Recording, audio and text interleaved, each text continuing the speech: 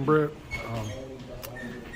in the lead up to the Gervonta Davis Ryan Garcia fight, Leonard Ellerbee and Gervonta kept saying that Ryan had a mole in the camp.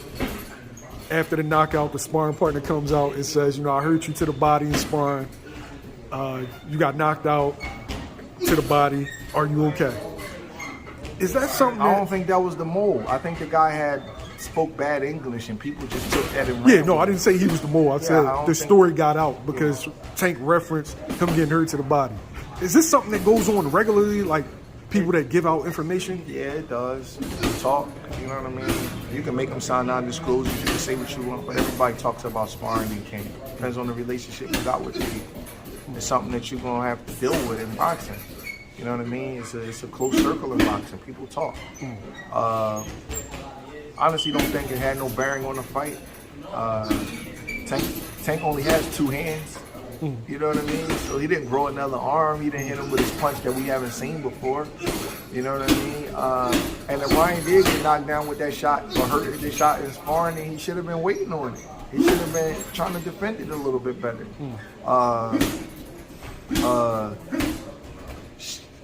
A guy had a good day in sparring against Caleb before the Darrell fight, hitting with a big shot.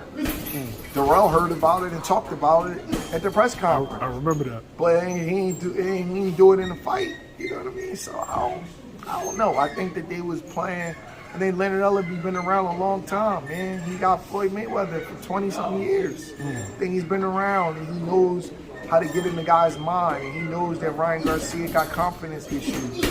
And he knows that if he say certain things, he can't unhear it. You know what I'm saying? Like, you can't unhear it. And certain things you can't unhear, certain things you can't unsee, right? I'm gonna make another reference. No lie. I see this girl many years ago. She had a son and checked her phone. I'm like, you can't, oh, man. You can't unsee that. I see, like, you gotta be careful with that. Your mom is a grown woman. You don't wanna be looking through her phone, man. We ain't had cell phones out when I was a kid, man. I ain't never checking my mom's phone, man. She's like, come on. So you can't unsee, you can't unhear certain things. So the kid, Ryan Garcia, he hearing them talk about the mole. So now, his mind's thinking, who set me up? Who's saying this? Who's saying that? You know what I'm saying? And everybody coming up with their own theories. This person know this person. Everybody in boxing know everybody. But as soon as Leonard Ellerbee said it, it sunk in his mind.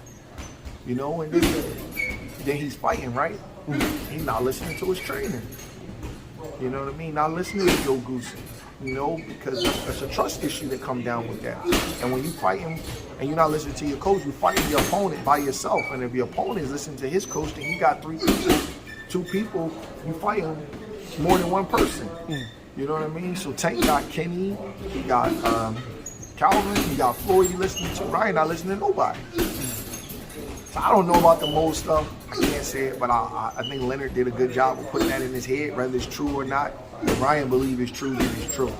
So I don't know, but people talk, man. You've been around the sparring. Yeah. It's a gossip mill. If somebody have a good day in sparring, people are gonna talk about it. You know what I mean? Like, it's part of boxing.